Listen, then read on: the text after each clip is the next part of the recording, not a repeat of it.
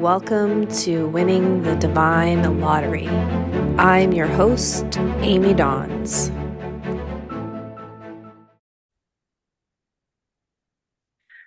Welcome, Jen, to Winning the Divine Lottery podcast. I am so excited to have you here today because you have been a light in my life through Facebook Messenger mostly. I met you through Kathy Heller's podcasting course. It's why I'm podcasting today. I have so much appreciation for that course and for you along the way. You were just such a great support system. And I actually feel that you spoke to my worthiness. Like you held that container for my worthiness without pushing me or pressuring me because I intuitively feel that we are similar. Correct me if I'm wrong, that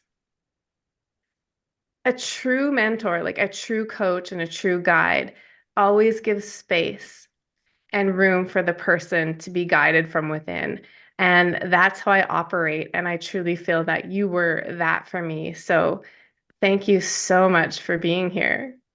Oh, it's so fun. Such an honor. And then to hear all of that just makes my heart absolutely sing and explode and just get fuzzy, all of the things, because I agree with you. We do see that the same way that a mentor, really, I think human to human, this is what we're here to do for one another, whether you're a mentor or a coach, is hold space for other people to see the amazingness that's inside of them, because it's a weird thing of the human condition that we can't see it ourselves. Like, that, what is this weird smoke and mirrors that we're all dealing with all the time? And if we can hold that space for other people so that they can step in and really listen to themselves, like, what more beautiful thing to have as our purpose in life.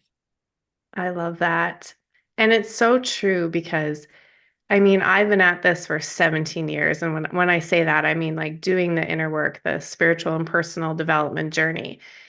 And I still need those people in my life. Like I forget my worthiness consistently all the time. And then to counterbalance that consistently, I have to constantly be reframing and constantly be reminding myself of my worth. And I think that's why I'm so in love with this podcast because I really wanted to highlight this idea that we are inherently worthy, that we don't have to do anything to prove it, that we are simply because we're here and we exist and unpacking that and uncovering that. So, with that, I would love to invite you into this space of being inherently worthy. And is this something that you've believed your whole life, or is it something that you've had to lean into and surrender to? Yeah. Oh, absolutely. The short answer to your question, absolutely not. I did not see my worthiness, and I have not been on this journey for the amount of time that you have been on. My wake up call was, less than a decade ago, where I realized that something wasn't quite right. There was some kind of rub happening in my life, and I wasn't totally in love with the person who I was being and how I was showing up in the world. And that started, I took a strengths finder test. And the strengths finder test told me that my greatest strength was judgment.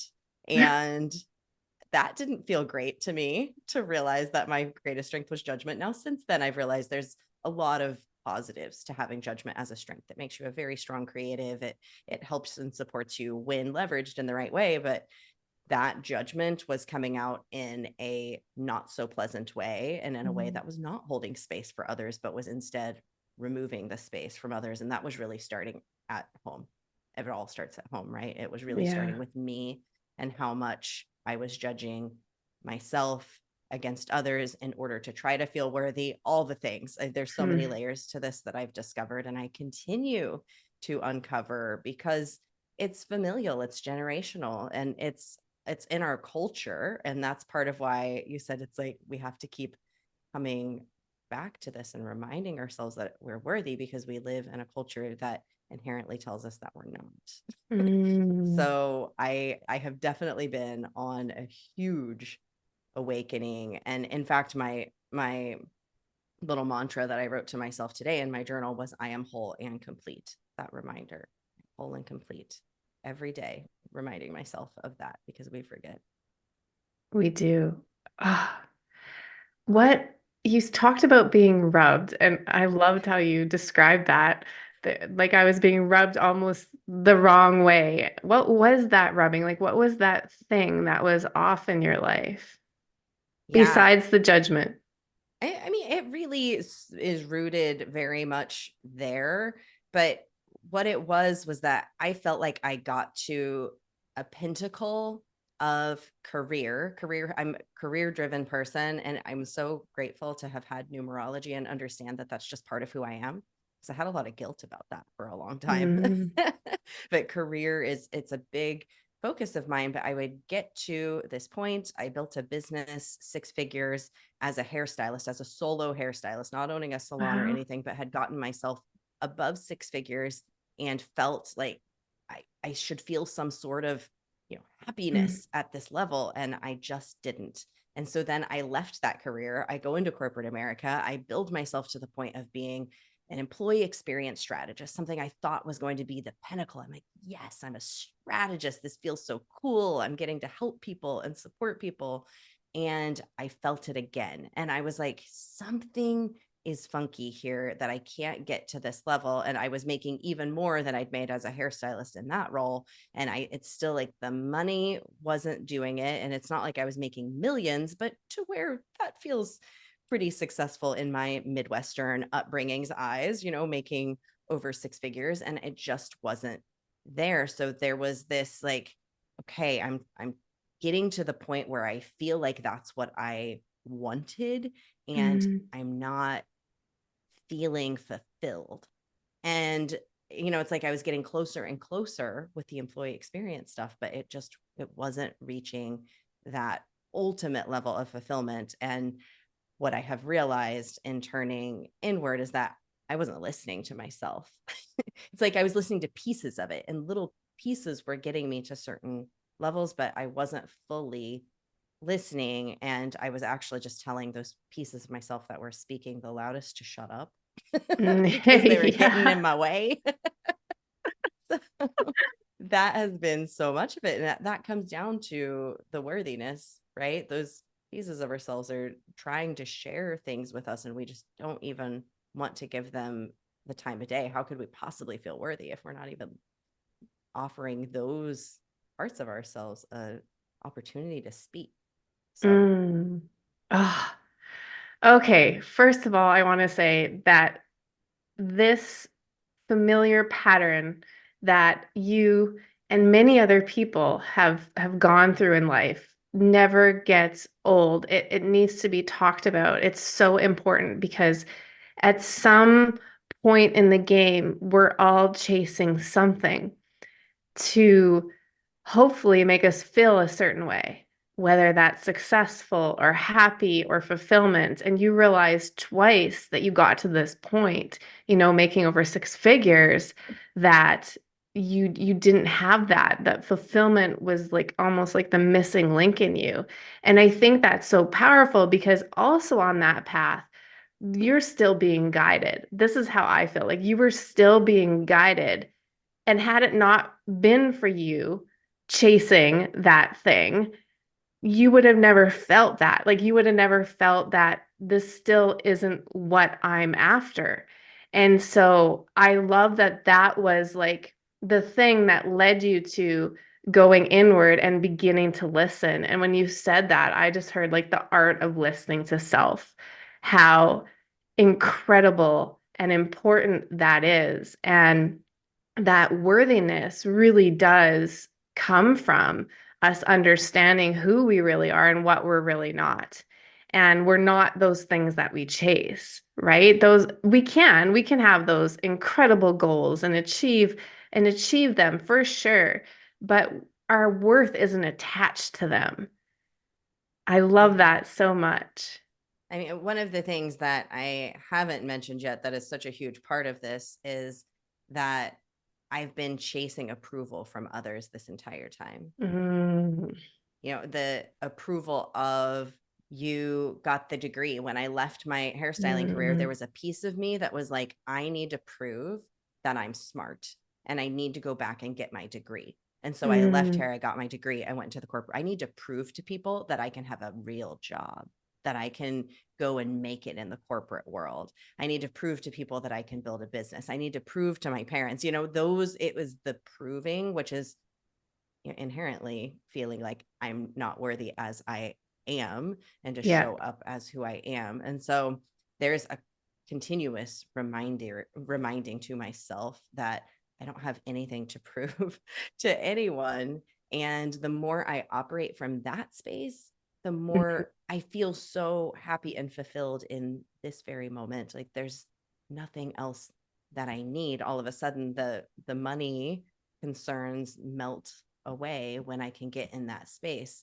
And then it comes back around again, and it starts talking to me from the outside, and all of those things. But I think we all just are on this continuous journey with it in our own unique way. Yeah. Thank you for bringing that up, though, because I'm thinking the whole human condition is around this need to seek approval from outside circumstances and people, because we were raised in a way that we would get love, or we would get, appreciation when we did the right thing, something that was appropriate, so to speak. And me too. I'm just gonna put up my hand and like, me too. Like, let's be vulnerable here. Me too. Still there's areas in my life where I catch myself in that pattern of needing to prove. And for me as well, I realize that that always comes from a place of lack and scarcity, and this belief that I'm not enough and that I have to do more and I'm not doing enough. And when I create from that space, I'm in complete survival. And when I take a step back and I realize, hold on, if I don't have to do anything to prove my worth, that means I already am enough, more than enough. And it also means I have exactly what I need to actually get through whatever I'm conceiving as a problem or an issue or a challenge or a struggle. And I love that because it reminds me of our conversations back and forth. Like, one of my things was actually finances when I decided to start the podcast. But in my soul, like in my body, in my nervous system, I knew that I was being called to it. That was undeniable for me. There were so many signs. And so it's a really interesting thing when you do the inner work, a self-observation, saying yes to those things that our soul is calling us to, regardless of circumstances. And when you do this more and more and more, I truly feel that what happens is we learn to trust our decision making a lot more. And we also learn to trust the universe, who is always supporting us and providing us with what we need. And I ended up coming into an inheritance a couple months later. Like, no one could have guessed that. So I mean, I am just always being supported and provided for by the universe. So when we start to move, I truly feel from the inside out rather than the outside in. That's when life gets really magical and It's fun so and true, fascinating. Can because I the ask you magic is inside. Yeah, it is. Yeah, it's all in us. And that reminds me of, I've done a couple conscious breathwork sessions, and I know you're a facilitator. And I would love to dive into that with you a little bit, because my very first experience doing conscious breathwork was held in my basement, actually. And I had no idea what to expect. And I remember the facilitator telling us, like, you can have a rebirth experience where you actually are back in the womb. And I'm thinking, that's not going to happen to me for the first time. Guess what happened? It was the coolest thing, and I've had some really profound shifts with conscious breath work. So, how did you get into that? I'm sure that's part of your healing journey as well, and this waking up process that you've been in. Yeah, and you gave the perfect intro into this, because it's not something that I ever thought that I would do. It was a complete trusting my internal navigation system that led me to breath work. Mm, So I have been kind of interested in breath work and sampling it and trying it. Whenever somebody would offer a free session, I was like, oh, I'm going to go to the free session. So I'd been doing it, and I had had some pretty incredible experiences, but had no desire to be a facilitator until one day I heard that somebody who I'd been receiving breathwork from sometimes on occasion, she taught it as a facilitation program. And I had no idea that that was true. And I suddenly felt this urge to do a discovery call with her, signed up without ever even talking to my husband about it. No idea why the heck I was doing it. I just dove into it. And it was a really wild yes, because I usually have always been one of those people that's like, let me think about this, let me make the right decision, all of that. But I just simply dove in. And I realized over time, here's a wild story, Amy. At the end of the year, when I was doing this facilitation program, I said one of my goals for the next year was to heal my relationship with my dad, because I moved across the country to the West Coast. My dad's a Midwestern dad. He has some challenges with me, moving out into this area, into Portland. And so we had kind of some roughage, a little bit of roughage going on. And I was like, I really just want to heal my relationship with my dad next year. And I'm about halfway through my facilitation program. And one night I'm sitting on my couch here in the spot that I'm living, and I get a notification that Idlewild has joined at yahoo.com, has joined your email list. Like, was my dad just joined my email list? What is happening? And I'm like, that means my dad was on my website. What's my dad doing on my website? I start to have all of these thoughts. And about 5 minutes later, I get a text from my dad that says, hey, will you breathe with me? My dad asked me to do breath work with him. Again, my dad is the most Midwestern dad. This is not the kind of thing. I don't even think that my dad, even at that time, really knew what breath work was. He just had long COVID, and he was like, I am ready to be over this breathing thing. He is tired of not being able to breathe. And so I started breathing with my dad twice a week. We now still continue to breathe together once a week. I went from, as a child, I can count on one hand the times I talked to my dad on the phone, to talking to my dad via video chat every single week for at least 30 minutes, and it healed my relationship with my dad. If nothing else, I mean, and all the other benefits that have come with me fully stepping in as a healer and a facilitator, and really owning a gift that has been, being honed through many, many years of being a hairstylist and doing all of the work that I have done. What you said, like, our journey leads to a certain point. It's all so clear to me now. And that was just this huge nod from the universe that it's like, you are exactly where you were meant to be with this. This is what you're meant to be doing. And just a beautiful journey. I got tears in my eyes. This is one of those moments where I wish I could press rewind and have you tell that whole story again, because it's so incredibly powerful what happens when we step into our purpose. And had you not have said yes to this wild call without thinking it through, it would have never led you to this healing of your relationship with your dad. And I'm going to swap a story with you, a dad story. Similar, I had a wild call for energy medicine, conscious-based energy medicine called Body Talk. I'd never heard of it before, never experienced a session. It was a 5-minute conversation, and I Googled it, and I found out 2 months later the facilitation course was coming, and I just did it. I knew I was supposed to be there. I was in chronic pain for a year and a half leading up to that, and I walked away completely pain-free. And so something had shifted in me, and I was hooked. And that was actually the beginning of my journey. And somewhere along the way, when I started my practice, my dad booked a session with me, and he had some stuff going on with his feet to the point where he was getting like tested for MS. Like he couldn't stand. He had a hard time like climbing steps. He was just in a lot of pain. And he had one session with me, and it completely disappeared, the pain in his feet. And he wrote me the greatest testimonial that I've ever received to this day. And I just really wanted to highlight that two different stories, but what happens, like just the importance, and to acknowledge you for having the courage and the trust in the not knowing to say yes to this thing. And I mean, I know that's one story, and I have a feeling you have so many more where so much unraveling and unfolding has come from you healing you has helped other people heal. Yes. Yes. And I think we forget that sometimes, or it's easy to ignore the benefits of something that you're diving into Hmm. yourself.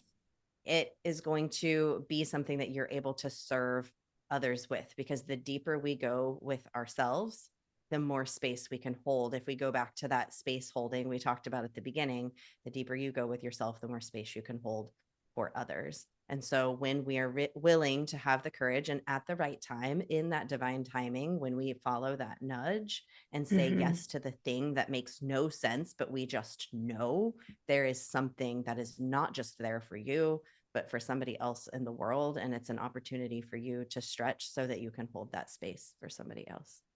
You said one of my favorite lines that I say, and like the deeper you can go with yourself, the deeper you can go with somebody else, because what it shows you is really at the core of us, we're so much more alike than we are different. We all have experienced some form of trauma. We all have experienced grief and sadness and anger and feeling betrayed and abandoned at our core. And I know one of the things that comes from that is something called compassion, like the ability to just understand and see through the lens of this crazy wild ride that we're all on. I mean, I don't know about you, but I have a feeling like, how can you not have compassion for something that somebody is experiencing? Yeah, compassion has been, yeah, I've gone from judgment to compassion. Mm, And those two things, I didn't understand what compassion felt like because I had none for myself. mm, So I really viscerally did not fully understand what it meant to have compassion for another human. I think we have to have it for ourselves, start playing around with what it feels for ourselves. And when we look at the world around us, there's so little compassion in some spaces. And then you look at the people and it's like, we're so wounded yeah. and we haven't offered ourselves a just a iota of Mm, compassion. And so what you're saying about the deeper you go with yourself, the deeper you can go with others, that's love with compassion, with all mhm, things. And we're just not taught to love ourselves. And I remember the phrase, even just a couple of years ago, the phrase self-love triggered me. I was like, oh, mm, what is this self-love? I did not like the phrase. And sometimes I get caught up on words, I will admit, but um, it's like, it has to be felt. Once you feel it, it makes sense. But a lot of these like words that we throw around, like gratitude and self-love and compassion, and you don't understand it until you feel it. And we're so numb. We're so numb. 100%. And once you numb one emotion, you really numb all emotions, in my experience. And I really think that's an important thing to highlight as well, Jen, because until you have a personal experience for yourself, you really don't know what it feels like. However, that's not going to stop me from sharing and inviting people into the possibility of what is possible. Because the biggest thing for me through my journey has been that one word, love. I have discovered this innate, intelligent, divine love inside of me that is so fond of who I am, adores me, like loves me unconditionally. I have had so many profound mystical experiences with this love and connecting to this love that I know for me to be true, that we all have this inside of us. And when I speak to the possibility that you have it too, and it's available for you to create a connection with and a divine relationship with. And when you can start to see, because it doesn't happen all the time, but when you do have really profound experiences and you're able to see you through the eyes of the divine, through this love, everything changes. And you will always have that to come back to. Like that will always call you back somehow, even through the lowest moments in my life. It has always called me back. Yeah. How did you, I'm curious if I can turn the Mhm. tables and ask you a question. At what point did you connect with that love? How did you get to that point? Was there a moment, or was there a thing, or was there a feeling? At what point did you actually meet that? There was many moments, so it wasn't just one moment, but the process of me doing the inner work and going through this body talk process, conscious space energy medicine, what started to happen is number one, I started to have a completely different perspective. So a deeper understanding that everything was connected within me, right? Like my mind, my body, my emotions, my spirit, but also the way I thought and my belief systems. And so there was a lot of other courses within that umbrella that I took that just it opened up my eyes to a whole new way of looking at the world and myself. And I think once that started, what happens is when you peel back all the layers too, everything rises. So all of the things that you've been suppressing and numbing rise, but also all the joy, all the love, all the hidden gifts that I had no idea were inside of me. All of this started to rise to the surface. And once that started happening for me, like I couldn't ignore it. It was just there. And then I hated myself prior to this, just so you know, especially as a teenager growing up, self-loathing. Like I had such a unhealthy self-image. I did not love myself. Worthy, like what was that? I had no idea. And so this process really just started uncovering love, more loving ways of speaking to myself, of seeing things that I'd been through that other people had done. And it was just one thing after the other like that. And then I think one of my most profound experiences came at a time in my life when I hit rock bottom and I had sacrificed my soul for a relationship. And so I was doing so good in so many areas of my life, but this one area of my life, somehow I still chose to go into relationships that I knew weren't right for me, but it was a trauma response. I associated love from a very young age as abuse and abandonment. And so even though I was doing all this healing work, that was very still dominant in me. This pattern would play out, right? And so that relationship ended, and I was sick for like 3 months compacted with it was my first Christmas without my son. My parents had moved 2 provinces away, and I was alone. And I had this genuine mystical experience where I was lying on a fetal position on my mattress on my living room floor, and I cried. I don't even know how long, for about an hour. And I was literally taken on a journey. I have to save that for another podcast because it's really quite the story.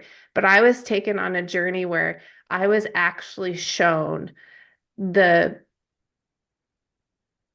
the purpose of my past, the purpose of my present, and probably what my biggest job was in the now, to be present and to really show me how powerful I am at choosing my thoughts, or choosing the focus, I guess, of my thoughts is a better way of saying it, because thoughts come and go, but it's the focus and the attachment. And then I was actually shown my future, the possibility. And I went from crying in grief and pain and shame to being completely liberated. I was still crying by the end of it, but I was so liberated, and I was shown exactly how much I was loved. And from there, I just kept having more experiences. That was a long-winded answer. Yeah, and thank you for sharing it. It's so important to hear these stories and how it unfolded. And I'm sure that throughout your podcast and as you go deeper and deeper with it for years and years and years, your listeners are going to get to know so many different aspects of this beautiful journey that you've been on that's leading you to exactly where it is. Something that's so fascinating is that it started in at least one way with you coming back into your body.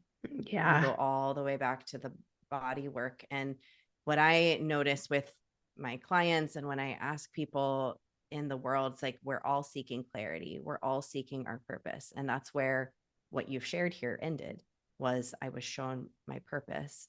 And I believe that one of the things that is blocking us from getting to that beautiful vision that you had, and even though there was so much grief that happened in between there and continues, because that's part of our human experience, but we can't get there without starting in our body. So many of us are, it's back to that numbing. We're numbed out. I was numbed out. I self-loathing with a capital L underlined and in bold.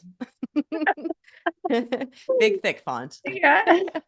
And we numb ourselves out, and it really starts with coming back into our body, which is why I'm completely, I know that part of my calling is to offer breath work, is to offer embodiment, is to offer people this little like crack in the door that helps us to come back in and to listen to who we are and what our purpose is, because we can't do it without connecting back to the connecting what you said, connecting the mind, the body, the spirit, the heart, all of those things. When they start talking to each other, it's like all of a sudden it's a whole different conversation, because we were separately having conversations that nobody else they weren't hearing.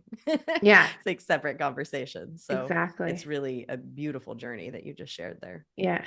Thank you for formulating into bringing it back to the body, because it's something that I absolutely do support and believe in. And that's truly what happened for me. I mean, I started a modality where I paint people naked, mixed with energy medicine, and I bring their subconscious story to life on their naked body. And that is fully immersed. Like, you have nowhere to run, nowhere to hide. So if you're going to numb, those patterns will show up so in your face because you don't have anywhere to go, because you're completely naked and you have to feel to heal. I do believe that as well. I wanted to share with you, I had one breathwork experience talking about coming back into the body, because our breath is our first sign of life and it's the last thing we do before we die, and how important that is. And I mean, the way you breathe, you can tell so much about a person and how they process trauma. And I also know that our bodies hold memory since the time we were conceived, whether we have a conscious awareness of it or not. And I had a breathwork session by a good friend of mine who is just an incredible facilitator. And I know you're going to get this. And this is also why it's important, I think, because I can do breathwork on my own, sorry, but I also know the power of having somebody with you. It's just, I mean, it's so beautiful, and the things that can happen. And I have a tendency, not all the time, but a lot of trauma gets released when I do breath work. You know, you think you got it all figured out, and then like, what? There's more. Anyways, so I cry a lot when I do breath work. And this particular one, I could actually hear these voices around me. And I was back in this space, and I was inside my mother's womb, where my mom actually was planning on having an abortion. God love her, but she went through hell, and I get why. Um, but I could hear all of these people telling her that she had to sign these forms and maybe she shouldn't go through with it. Like, I could hear these people. It was wild.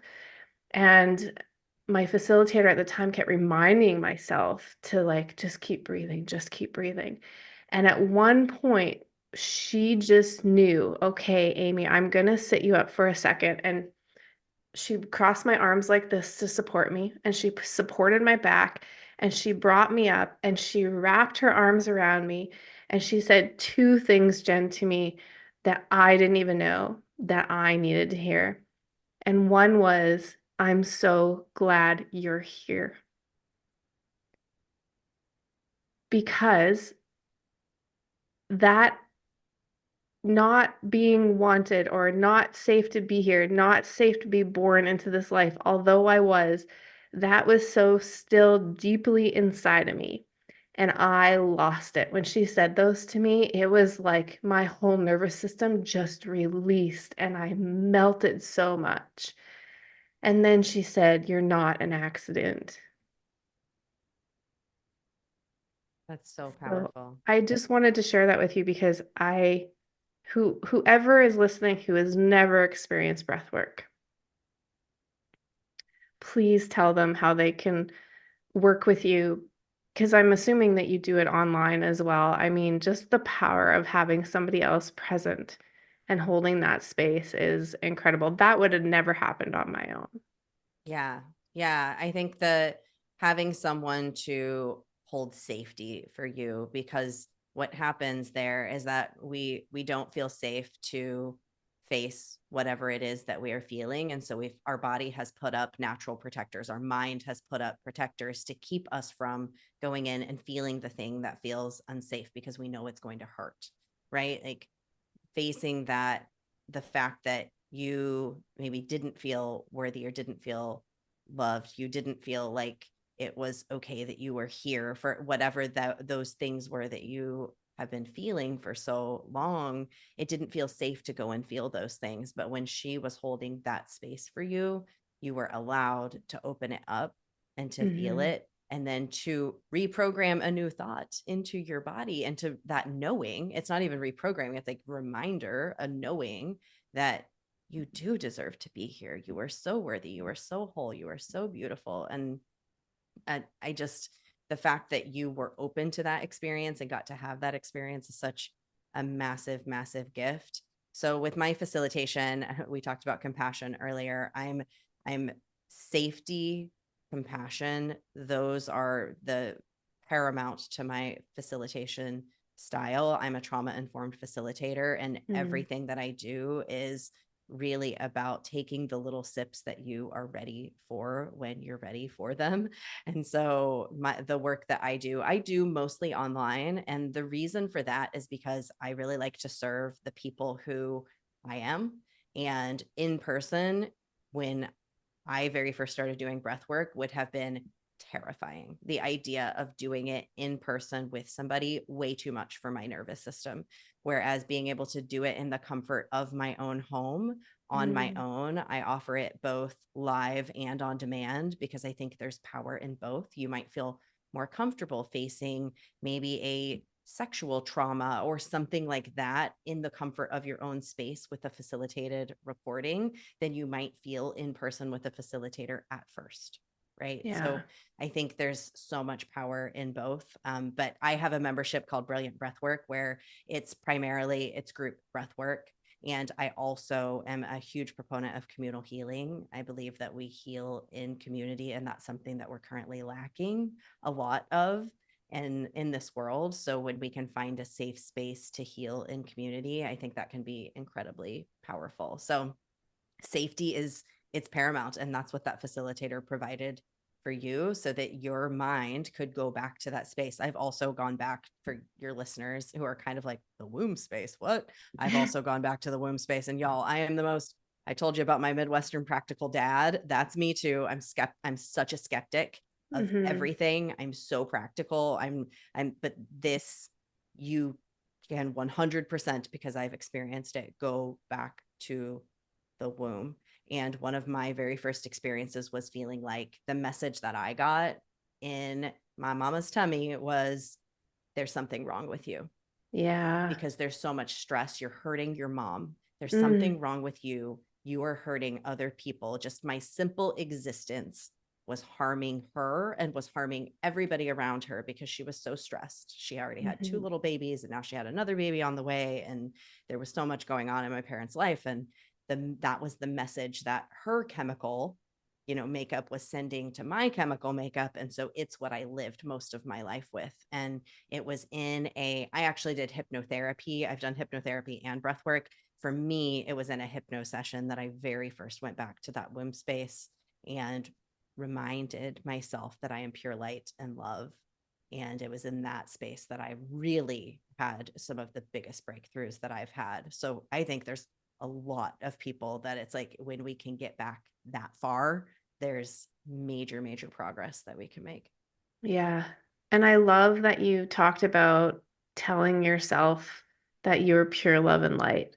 Like it's one thing to go back and sort of unravel from the nervous system the trauma that was induced into us. And then it's another thing to replace it with the truth, right? Um, and I can see even through some of my healing journey where that wasn't always the case, that wasn't always offered. And I mean, no mistake on anybody's parts. We do the best that we know, but that is such an important part, especially when we're so open and vulnerable in that space. I also am fascinated, and I absolutely love that we have these modalities to offer others because true transformation, I believe, really does take place through the experience of self-awareness when you get to know thyself. I do believe that's another podcast, know thyself. But it's true because we are the ones who are qualified at knowing ourselves the best. So why not take on that journey and go within? I really truly come back to this word liberation, and I think that's the one thing that happens because we expand and we evolve beyond what we thought prior. And our perception just keeps opening and opening and opening. And when we do that, we also allow, because we have more space to receive that, which is truly what we are becoming. I love this conversation. I could talk to you for hours, I'm sure. Same. I think one of the things that I would love to note about what you shared, is that it's coming back and realizing and remembering that self-awareness of the lightness and the beauty and the magic that we are, because a lot of self-development is so focused on the negative things that have happened and the going in and trying to tinker and trying to fix. Yeah. And it's this realization that there's nothing to fix. There's actually nothing to fix. Yeah. And when we realize that there's nothing to fix, that is the liberation. All of a sudden, all those things that we thought we needed to fix melt away. Yes. And sure, they're going to come back because society is constantly telling us that that is true. And it's continuously coming back to the light. And so whatever your practice is, whether it's meditation, whether it's breath work, whether it's painting naked bodies, whether it's having your naked body painted, whatever the thing is for you that reminds you of that, that's the practice. And for some people it's prayer, for some people it's sitting in a church and doing this, but for many of us there are things that have led us astray from that sort of prayer. So it's like, what is the prayer for you that gets you back to that wholeness? Because that's truly, in my mind, what religion was always intended for. Yes. That's what spirituality was intended for. And it got all kinds of messed up and control and all the junk that is happening. Yes. But when we come back to it, prayer is healthy. It's so good for us. Science is showing just the impact of what it really does for us, the way that it activates parts of our brain that are currently not being activated in most people who have anxiety. So it's just whatever you got to do, whatever feels good to you, find your way home to that. Yeah, that was like a throw my hands up in the air, hallelujah moment because that was like mic drop. Yes, yes, yes, yes, yes. I 100% relate and agree with everything that you're saying. And even now, I mean, scientists are saying that gratitude is the lubricant for the brain, which literally means that we become softer and more light when we actually experience what gratitude is really doing chemistry wise within the body. Like It's wild to me. I love the bridging the gap between spirituality and science because I believe it's all the same. Like everything is connected, like you said. And I remember Neville Goddard saying what true prayer is actually seeing either yourself or somebody else in the wish fulfilled, like seeing them in the light of their desire or whatever they're hoping and wishing for or wanting to manifest in their life. I mean, to me, that's so beautiful because what most of us do when we pray is we pray from a place of lack and scarcity and worry. And we're like, oh my gosh, but you hit the nail on the head. I believe that's the kingpin is that when we realize there is nothing about us that needs to be fixed. And that doesn't come from a place of complacency. That doesn't come from a place of we can't evolve and grow and transform, right? And even self-improve, if we want to call it that. But it's about, I'm just gonna say this one thing. I heard Jewel on a podcast and she was talking about an orange. And she looked at this orange and she was peeling this orange and she said something along the lines of the peel is there to protect it from the environment, but it doesn't change what's inside. The orange is the orange and we get to enjoy the orange.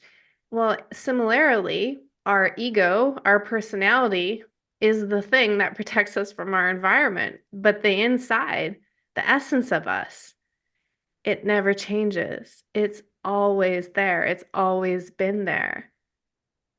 I love that. Nothing to Really love that fix, too. only Nothing. things to discover and remind ourselves of the truth. Yeah.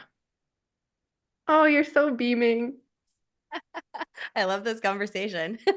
Me too. Okay. Oops, I don't mean to hit that. I have two final questions for you. I think this would be a good place to wrap this up and bring it to a beautiful, soft landing.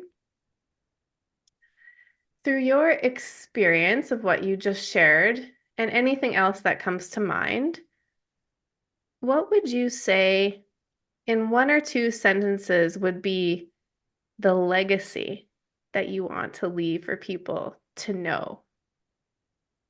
The thing that I want people to know is really the undercurrent of this entire conversation, which is you are actual magic. You are sparkly, glittery magic, and your entire purpose in this world is to be offering that glitter to the world and to be receiving the good feels back from what it feels like to sprinkle that glitter out there in the world to other people. And the more we do that and the more we realize that that's what we're doing, we can do it more and more and more. And that's how we get more abundance in our lives. We get more and more glitter, the more glitter we sprinkle. And so you can be doing it now. You don't need to be qualified to sprinkle your glitter. You've got a bag of glitter. It's right there in your heart. Start sprinkling it out there for others to enjoy and let yourself feel the amazing goodness of sprinkling that glitter out there and for to watch other people enjoying it. Yeah. And for those of you listening, just rewind that little part and play that every day, and Jen will be in your ear because that was incredible. Sprinkle glitter. Sprinkle your glitter, sprinkle your sparkle. I saw t-shirts being made. This is awesome. I love you, Jen, so much. Okay. When you hear winning the divine lottery, what does that mean for you in your heart?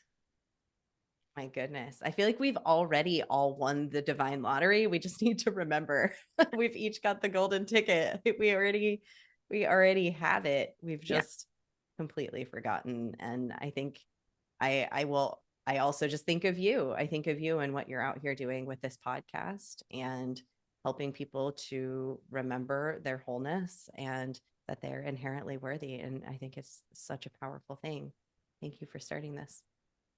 Thank you for your share and for everything that you are doing and being in this world and being your glitterly, sparkly, glitterly, is that a word? It is now. I like it. Glittery, sparkly self.